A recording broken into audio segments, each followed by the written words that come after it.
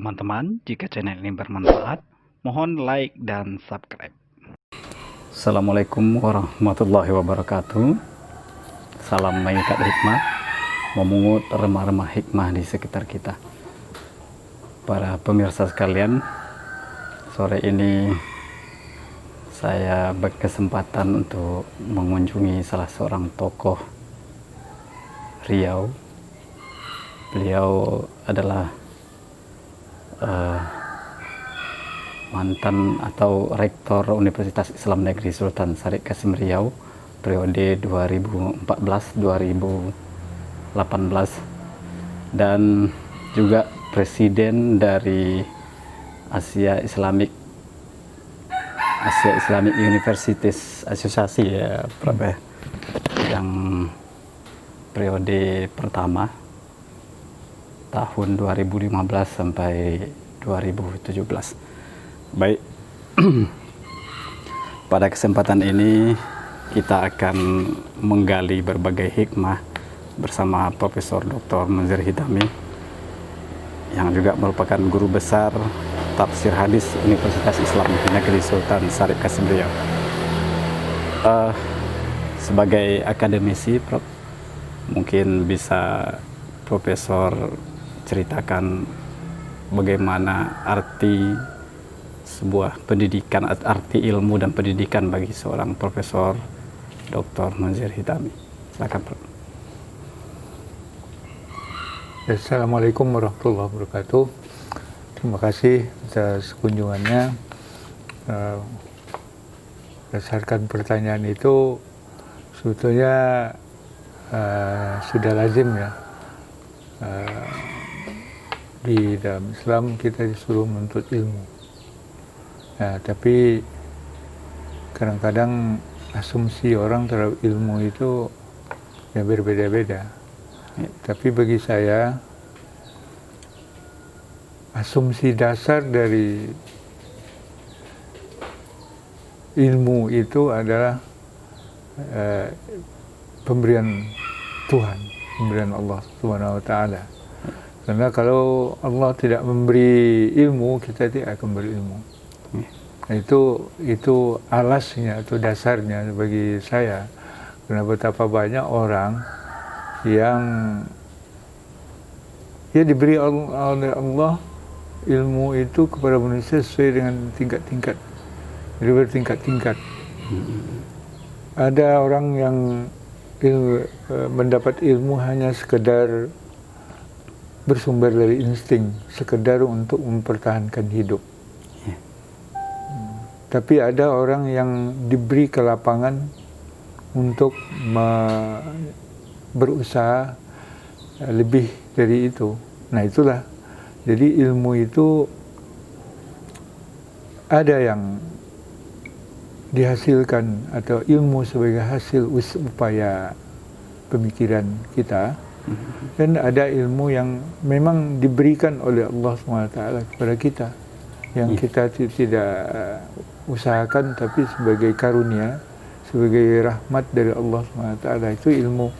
Itu ilmu yang dimensi lain atau yang lebih kepada spiritual. Dan ilmu yang seperti itu ya berdasarkan ilmu yang diberikan oleh Allah SWT yang diwahyukan kepada para nabi, terutama kepada Rasulullah SAW. Nah, itulah ilmu. Antara dua ilmu yang diwahyukan ini, itu sebagai dasarnya, sebagai alasnya, sebagai fondasi untuk kita berupaya mencari ilmu. Pertama sebagai motivasinya, motivasi mendorong kita supaya lebih banyak mendapatkan ilmu dari upaya kita, dari hasil-hasil pemikiran kita, dan merumuskan ilmu itu. Kemudian dengan adanya landasan tadi, kita terbimbing ke arah mana kita mengembangkan ilmu. Nah, di situ kita ada batas-batasnya. Ada yang halal, ada yang haram. ada yang bermanfaat, ada yang mudarat, dan semua itu dikendalikan oleh ilmu yang diberi oleh Allah SWT ini. Tapi kalau tidak ada dasar itu, maka ilmu itu akan lepas dia. Ya, tidak ada kendali dan dia bisa digunakan untuk bermacam tujuan. Apakah itu yang halal atau yang haram, yang mudarat, yang manfaat, yang ada maslahatnya, ada yang mufsadatnya.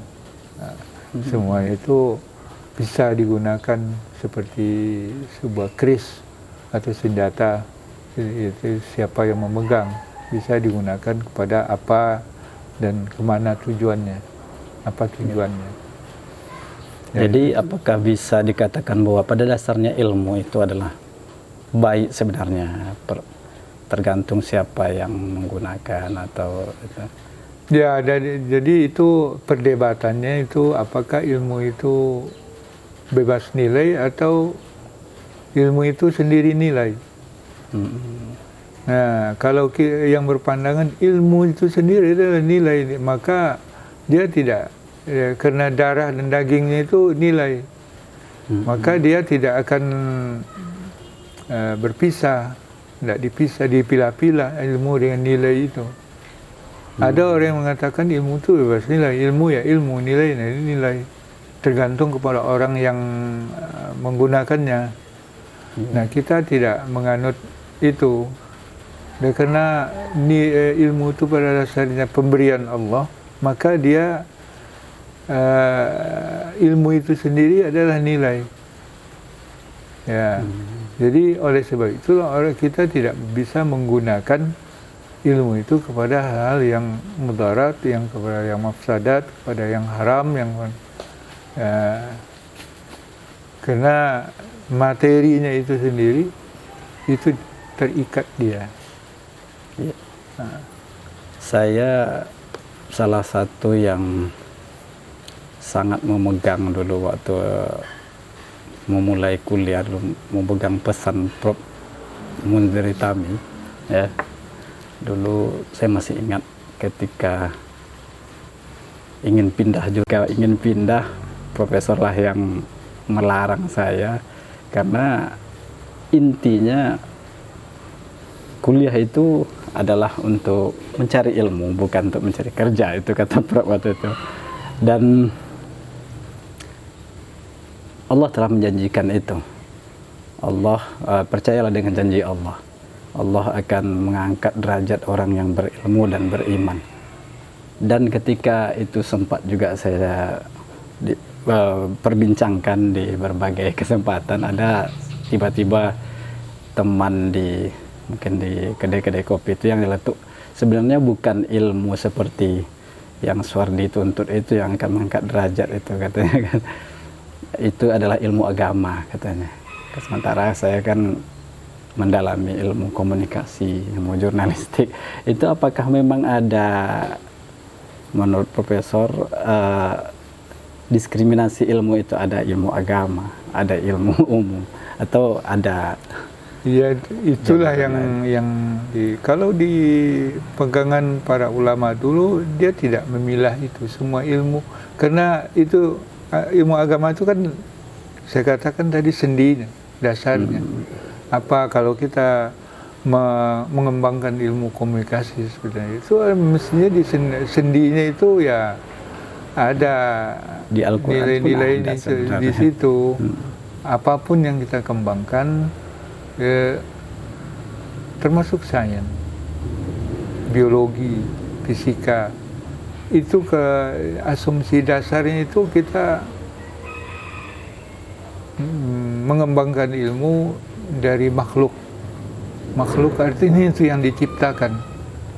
Kalau yang diciptakan ada khaliknya. Ada khaliknya. Jadi begitu energi dipelajari, tenaga atom dipelajari, kimia dipelajari, itu adalah makhluk, materi-materi, makhluk-makhluk yang diciptakan oleh Allah, dan itu diberi kekuatan, keajaiban, seperti energi listrik, itu sesuatu yang ajaib sebenarnya. Ya, kalau zaman dulu itu kalau tiba-tiba muncul mungkin dikira orang itu adalah jin. Nah, tapi karena dia sudah diungkap dan disingkap, maka dia tidak lagi menjadi sesuatu yang misteri.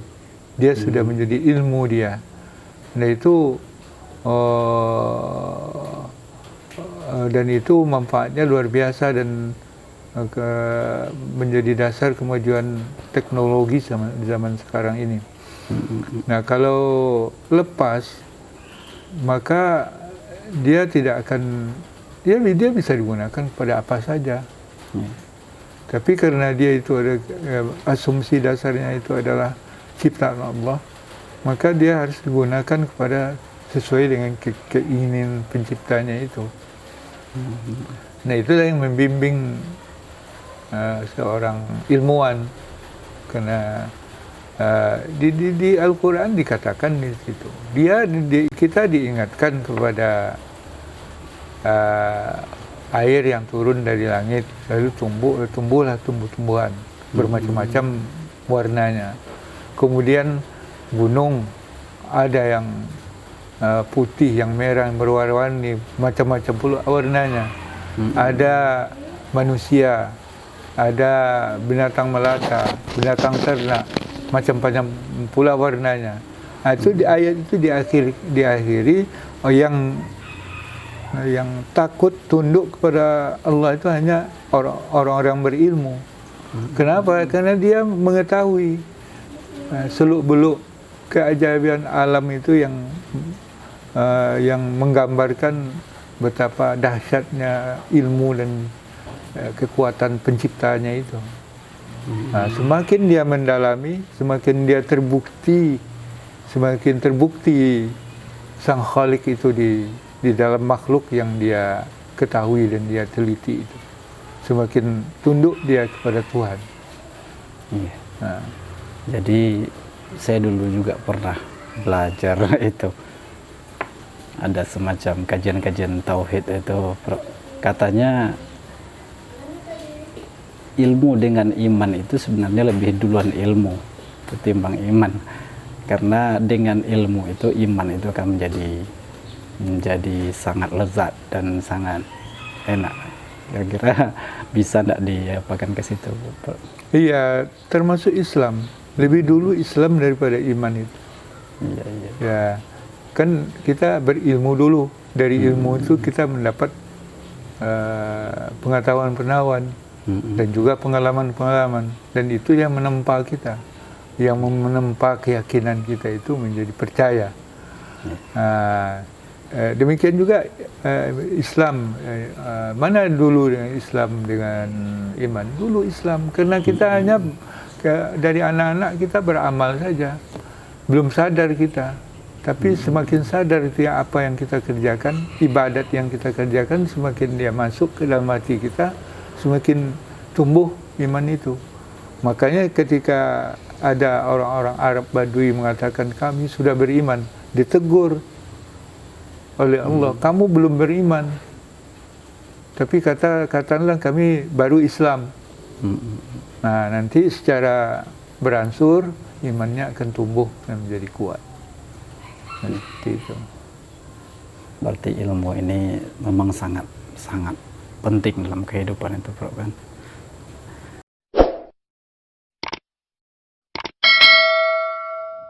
Teman-teman, jika channel ini bermanfaat, mohon like dan subscribe.